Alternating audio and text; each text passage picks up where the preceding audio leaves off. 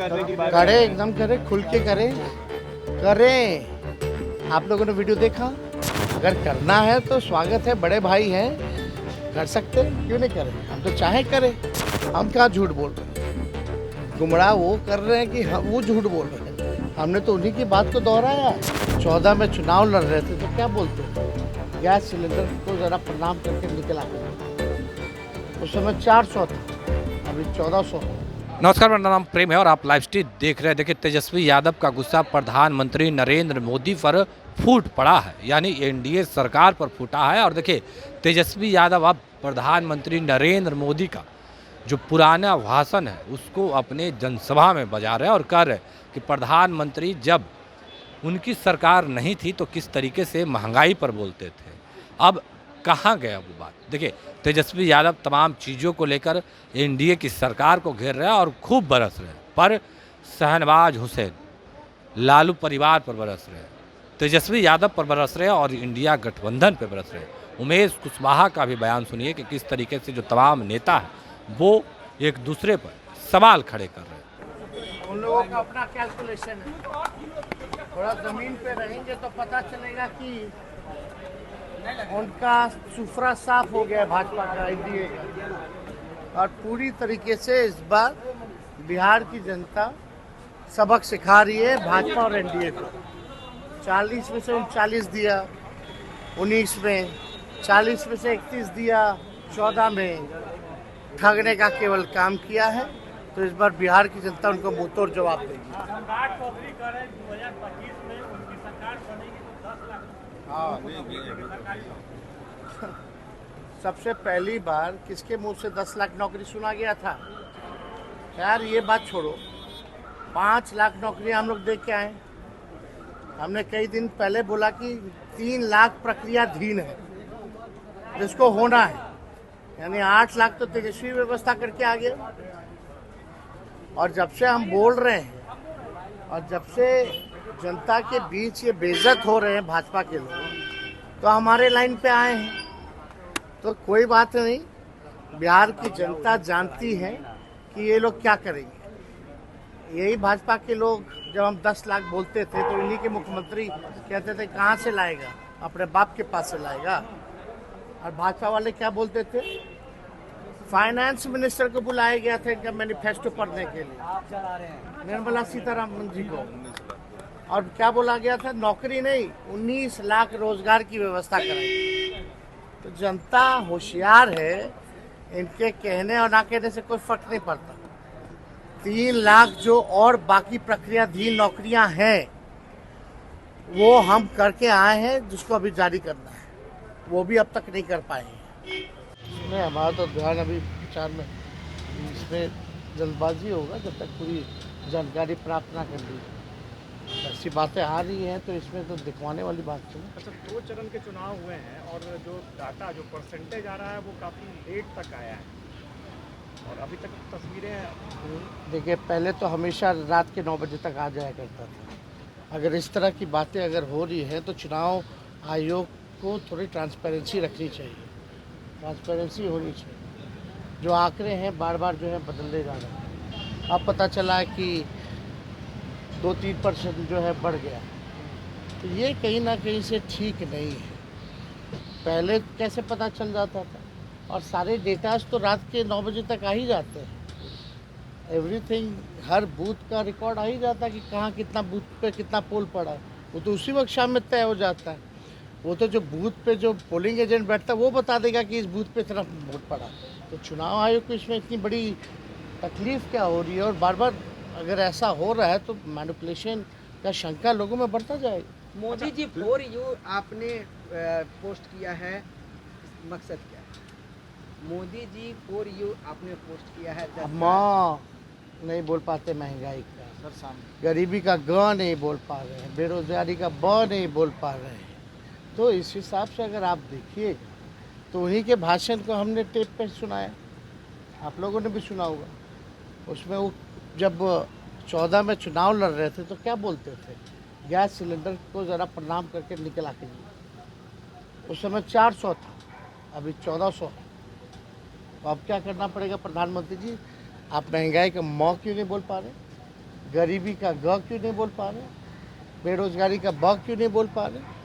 तो अब तो ना नौकरी के बारे में बात करते हैं, ना बिहार के विशेष राज्य के दर्जे के बारे में बात करते हैं, ना महंगाई के बारे में, ना गरीबी के बारे में, ना विकास का भी बोल पा रहे। तो कहीं ना कहीं से ये सवाल तो हम पूछेंगे।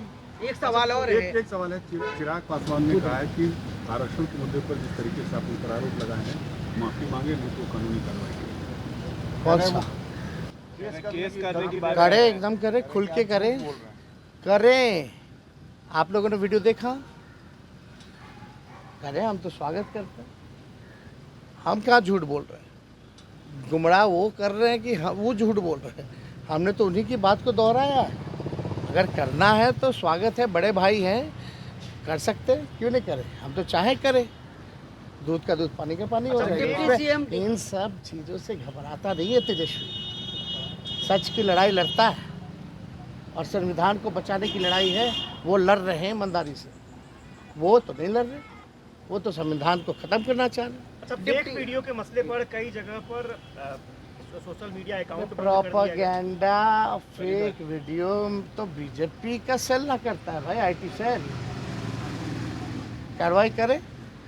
ये डिप्टी सीएम ने कहा है कि 10 लाख लोगों को मैं नौकरी दूंगा, नहीं दूंगा तो वोट मांगने मैं नहीं आऊंगा। चलिए अच्छा है, कम से कम मेरी बात को ही वो बोल रहे हैं। लेकिन बिहार की जनता या देश की जनता से पूछो कि सबसे पहली बार 2020 में किसके मुंह से सुना था 10 लाख नौकरी का, किसका एजेंडा था। भाजपा के लोग तो उस समय बोलते थे नौकरी नहीं देंगे, 19 लाख रोजगार की व्यवस्था कराएं। अरे इन लोगों को कुछ काम है नहीं, दिन भर झूठ बोलना है। हम 5 लाख नौकरी दिए, 3 लाख प्रक्रियाधीन है। जब से हम बोले प्रक्रियाधीन है 3 लाख, तब से ये लोग बोले कि हम दे देंगे, हम दे देंगे। वो तो कर ही क्या आए हैं हम। तो ये सब चीज़ से कुछ फायदा नहीं।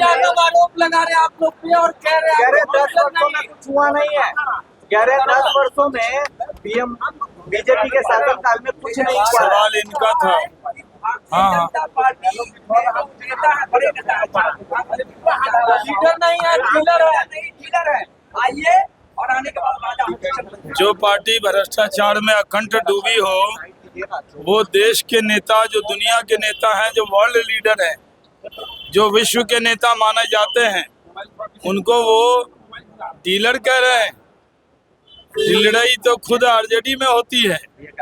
ये तो देश के नेता हैं, नरेंद्र मोदी जी और नीतीश कुमार जी। ये लोग, देश के लोग इनका सम्मान करते हैं। चुनाव में महागठबंधन हार रहा है, उनके वोटर वोट डालने जा नहीं रहे। वो मानते हैं कि लोग जीरो पे आउट होने वाले हैं, इसलिए ये लोग अलूल जलूल बयान देकर ध्यान बांटना चाहते हैं। हम उनके बांटने वाले बयान में आएंगे नहीं।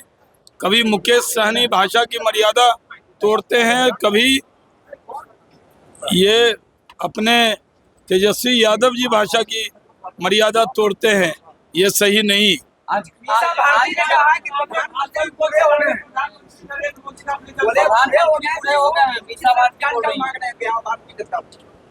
देखिए, प्रधानमंत्री जी किसी को बूढ़ा बताने में उनको ध्यान रखना चाहिए कि वो किसका किसका अपमान कर रही हैं। आज जेपी नड्डा आ रहे हैं और राजनाथ सिंह आ रहे हैं, तो तेजस्वी कह रहे हैं कि पुतिन और डोनाल्ड ट्रंप को बुला लीजिए, हार तय है। हाँ, सही बात है। जीरो, पिछली बार भी ऐसी ही भाषा बोलते थे तो 0 सीट आई थी। इस बार -0 तो होगा नहीं, फिर से आएगा 0। जो लोग आरक्षण लगातार दे रहे हैं, हमारे नेता ने जाति आधारित गणना कराकर ससमय आरक्षण का दायरा उन्होंने बढ़ाने का काम किया, रिपोर्ट पेश करने का काम किया। तो उस पर जो माननीय मुख्यमंत्री नीतीश कुमार जी, माननीय प्रधानमंत्री नरेंद्र मोदी के कसमाई जोड़ी को लोग चैलेंज करेगा। उनके 15 साल में कहा है ना, कोई समाज का भला हुआ? उनके 15 साल के शासनकाल में कोई समाज को उन्होंने आरक्षण दिया? कोई समाज का भला हुआ? ये तो माननीय मुख्यमंत्री नीतीश कुमार जी का और माननीय प्रधानमंत्री नरेंद्र मोदी जी का देन है।